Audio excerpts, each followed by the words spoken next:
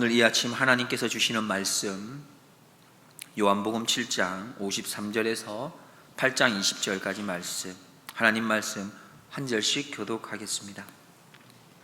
다 각각 집으로 돌아가고 예수는 감난산으로 가시다. 아침에 다시 성전으로 들어오시니 백성이 다 나오는지라 앉으사 저희를 가르치시더니 서기관들과 바리새인들이 간음 중에 잡힌 여자를 끌고 와서 가운데 세우고 예수께 말하되 선생이여 이 여자가 간음하다가 현장에서 잡혔나이다. 모세는 율법에 이러한 여자를 돌로 치라 명하였거니와 선생은 어떻게 말하겠나이까? 저희가 이렇게 말하면 고소할 조건을 얻고자 하여 예수를 시험함이로라. 예수께서 몸을 굽히사 손가락으로 땅에 쓰시니 저희가 묻기를 마지 아니하는지라.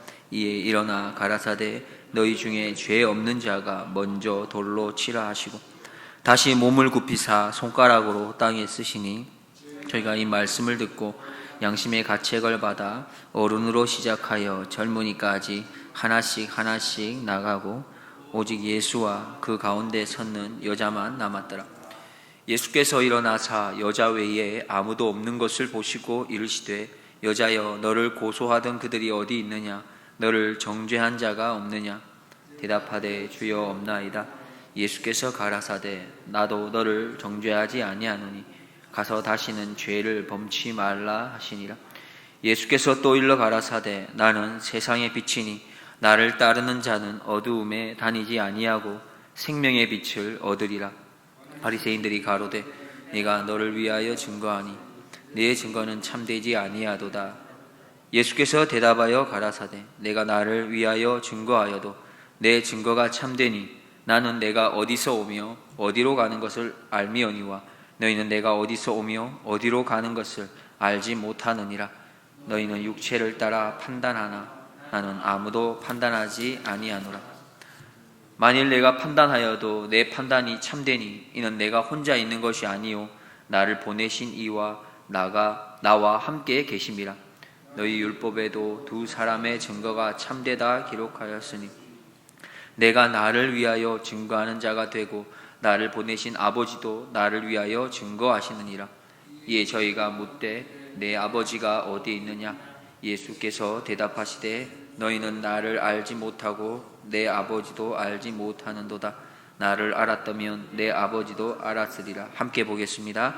이 말씀은 성전에서 가르치실 때에 연복의 앞에서 하셨으나 잡는 사람이 없으니 이는 그의 때가 아직 이르지 아니하였음이로라. 아멘. 오늘 본문 말씀을 보시면 1절에 예수는 감람산으로 가시다 했습니다. 우리가 잘 알겠지만 예수님께서 왜 감람산에 가셨을까요? 왜 그리고 요한 기자는 예수님께서 감람산에 가셨다는 이 기록을 성경에 적어야만 했을까요? 우리가 이렇게 잘 알고 있는 것처럼 예수님께서는 감람산에 뭐하러 가셨습니까? 기도하러 가셨겠죠. 예수님께서는 이 기도라는 것이 예수님의 삶에 빠질 수 없는 것이었고 습관과 같은 것이었습니다. 그래서 하루를 마치시면서 기도의 자리로 가셨던 것이죠. 뿐만 아닙니다. 하루의 시작은 또한 어떻게 하십니까? 오늘 본문 2절에 보면 아침에 다시 성전으로 들어오시니 했습니다. 성전에서 하나님과의 만남으로 하루의 시작을 여십니다. 오늘 이 시간 하나님께서 우리들에게 다시 한번 도전하십니다. 하루의 마침을 하나님과 함께 하라고, 그리고 하루의 시작도 하나님과 함께 하라고 오늘 이 시간 다시 한번 저희들에게 도전하고 계십니다. 특별히 올해는 2022년 하나님과 동행하기에 더욱 힘쓰기로 다짐해 보시면 어떻겠습니까? 하나님과 동행하면 하나님 말씀에서 있는 것처럼 반드시 우리의 삶에 놀라운 기쁨이, 행복이, 그리고 감사가 가득할 것입니다. 하나님과 동행하면 이 땅에서 우리는 하나님의 나라를 더 풍성하게 누리는 그런 은혜를 반드시 경험할 것입니다. 지혜가 무엇입니까? 성경에서도 지혜에 대해서 얼마나 많이 강조합니까? 특별히 잠언은 지혜가 얼마나 귀한 것인지를 끊임없이 이야기하고 있는 것입니다. 지혜란 참 좋은 것인데, 그러나 이렇게 좋은 지혜도 어디에서 사용하느냐에 따라서 그 지혜가 선한 지혜가 되기도 하고 악한 지혜가 되기도 합니다. 간혹 이런 생각을 하기도 합니다. 악한 지혜가 때로는 선한 지혜보다 더 크다는 생각. 무슨 말이냐 하면 사람이 선한 일을 하기 위해서 지혜를 내는 것보다 악한 일을 하기 위해서 지혜를 내는 게 더 지혜롭다라는 표현이지요. 그래서 그랬는지 예수님께서도 이와 비슷한 말씀을 하셨습니다. 마태복음 10장 16절에 보라, 내가 너희를 보냄이 양을 이리 가운데 보냄과 같도다. 그러므로 너희는 뱀같이 지혜롭고 비둘기같이 순결하라 했습니다. 뱀은 악한 거지요. 그런데 뱀같이 지혜로워라고 말씀하십니다. 사람들의 부지런함을 한번 보십시오. 한번 생각해 보십시오. 선한 일을 위해서 밤을 새우는 일이 있습니다. 그러나 그건 좀 드문 것 같아요. 무엇에 비교하면 그러냐면 도둑질을 위해서는 더 쉽게 밤을 샌다는 거죠. 죄를 짓기 위해서 밤 새우는 일은 참 허다하게 많습니다. 어제 저녁에도 죄 짓는 일에 허다하게 많은 사람들이 열심을 다했을 거예요. 도박하는 사람은 어떻습니까? 하루가 멀다 하고 이틀, 3일, 며칠도 밤을 새면서 그렇게 악한 일에 지혜를 다하고 열심을 다합니다. 오늘 본문에 보면 지혜를 사용하는데 악한 지혜를 사용하는 무리들이 등장하고 있습니다. 이들은 예수님을 함정에 빠뜨리기 위해 아주 난감한 사건을 가지고 예수님 앞에 나타났습니다. 3절에서 5절 말씀입니다. 서기관들과 바리새인들이 간음 중에 잡힌 여자를 끌고 와서 가운데 세우고 예수께 말하되 선생이여, 이 여자가 간음하다가 현장에서 잡혔나이다. 모세는 율법에 이러한 여자를 돌로 치라 명하였거니와 선생은 어떻게 말하겠나이까? 지금 서기관과 바리새인들의 의도를 우리를 들여다보면 참 수상스러운 것 같습니다. 어떻게 이들은 간음한 현장을 알고 여자를 잡았을까요? 그리고 율법에는 간음한 자는 남자하고 여자하고 둘 다 죽이라고 명했습니다.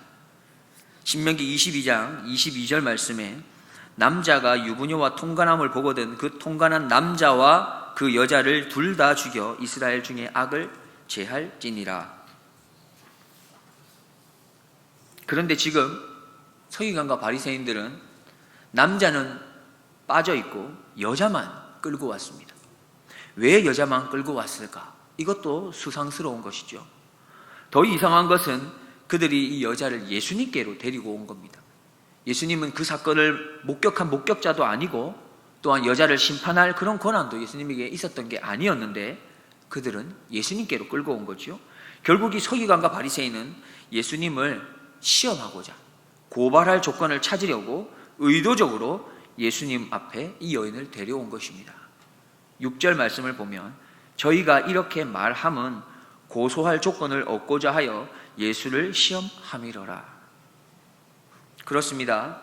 만약 예수님께서 여자를 돌로 치라고 말하게 되면 로마 총독만 사형 선고를 할 수 있었던 당시 현실에서는 로마법에 저촉이 되기 때문에 문제가 되는 것이었고, 또 돌로 치지 않아야 한다고 했다면 율법을 어기는 것이 되기 때문에 이러한 것들을 교묘하게 이용했던 것입니다. 우리가 잘 알고 있듯이 서기관과 바리새인은 그 시대에 참으로 지식인 층이었습니다. 많이 배운 사람들입니다. 지혜가 많은 사람들이죠. 그런데 그들이 하는 모습을 오늘 보시면 악한 일에 지혜를 얼마나 잘 사용하고 있는지 모릅니다. 그들의 많은 지식과 많은 배움을 악한 일에 사용하고 있는 거죠. 그들의 열심은 악을 향하고 있습니다. 예수님을 시험에 빠뜨리기 위해 그렇게 지혜를 짜내고 있습니다. 우리를 잠시 돌아보겠습니다. 혹시 우리는 지혜를 어디에 사용하고 있습니까? 누가 옳은지, 누가 그른지, 누가 바르게 했고 누가 거짓되었는지, 이것은 도대체 누구의 잘못인지, 누가 범인인지, 누가 잘했고 누가 잘못했는지, 이러한 것을 판단하는데 우리는 지혜를 사용하고 계십니까?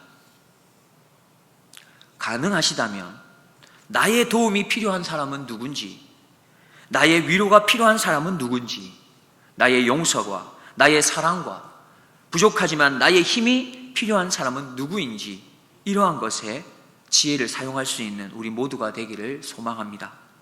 원하옵기는 선한 데는 지혜롭고 악한 데는 미련한 그런 하나님의 자녀가 될 수 있기를 주님의 이름으로 축복드립니다. 12절 말씀을 보겠습니다. 예수께서 또 일러 가라사대 나는 세상의 빛이니 나를 따르는 자는 어두움에 다니지 아니하고 생명의 빛을 얻으리라 했습니다. 예수님께서 하신 나는 세상의 빛이다라고 하는 말씀에는 중요한 의미가 담겨 있습니다. 하나는 빛 자체를 본다는 것이고 또 하나는 빛 안에서 다른 것을 본다는 의미입니다. 첫 번째로 빛 자체를 본다는 건 우리가 식물을 한번 생각해 보시면 이 식물은 창가에 이렇게 두게 되면 자연스럽게 어디를 향해서 이 식물은 자라가기 시작합니까? 밝은 곳을 향해서 이렇게 자라가는 것이죠. 즉 빛은 방향을 보여준다는 의미입니다. 우리가 도대체 어디로 가야 하는지 그것을 알려주는 가이드 역할을 하는 것이 빛이라는 것이죠. 빛이 없이 어둠에 속한 악한 세상은 우리에게 무엇을 가이드하냐 하면 두려움, 막막함, 답답함으로 우리를 자꾸만 이끌어 가려고 합니다. 그런 곳으로 우리를 데려가려고 합니다. 그러나 우리 안에 계신 예수님의 빛은 우리를 어디로 가야 할지 비춰주고 보여주고 끝까지 인도해 주시는 것이죠. 빛이신 예수님을 바라보십시오. 예수님께서는 우리가 어디로 가야 할지를 바로 알게 해 주십니다. 두 번째로 빛을 통해서 또한 다른 것들을 보게 합니다. 빛이 있어야 꽃도 보고 오늘도 이렇게 옆에 누가 왔는지를 사람도 볼 수 있는 거죠. 그리고 이 빛을 통해서 나 자신도 볼 수 있습니다. 빛이 비추어져서 사물도 보고 사람도 보게 되는 겁니다. 빛이 있어야 다른 그 무엇을 보고 알 수 있을 뿐만 아니라 그래야 또한 무엇을 해야 할지도 알게 됩니다. 사실 빛이 없게 되면 아무것도 할 수 없습니다. 왜 그렇습니까? 볼 수 없기 때문이죠. 그래서 예수님이 없는 사람은, 빛이 없는 사람은 사실 아무것도 보지 못하는 사람입니다. 그래서 빛이 없는, 예수님이 없는 사람은 아무것도 알지 못하는 사람입니다. 예수님은 세상의 빛이며 오늘 본문에 생명의 빛이라고 했습니다. 우리가 예수님을 따르게 될 때에 어둠에 다니지 아니하고 생명의 빛을 얻게 된다고 말씀합니다. 예수님을 따르십시오. 나의 길을 인도해 주실 겁니다. 예수님을 따르십시오. 내가 누군지를 바로 알고 내가 세상을 향해 또한 무엇을 해야 할지 그것을 알게 하실 겁니다. 오늘도 빛이신 예수님과 동행함으로 어두움을 물리치고 세상을 향해서 빛을 또한 생명을 전하는 그런 하나님의 사람으로 승리할 수 있으시기를 주님의 이름으로 기도드립니다. 기도하겠습니다. 하나님 아버지, 오늘도 우리에게 빛으로 찾아오시고 생명으로 찾아와 주셔서 감사합니다. 이미 우리 안에 찾아오셔서 빛으로 생명으로 일하고 계시는 그 예수님과 더 깊은 사귐과 교제를 통해 이 어둡고 악한 세상에 빛을 그리고 생명을 전하는 그런 하나님의 귀한 도구로 사용되게 하여 주시옵소서.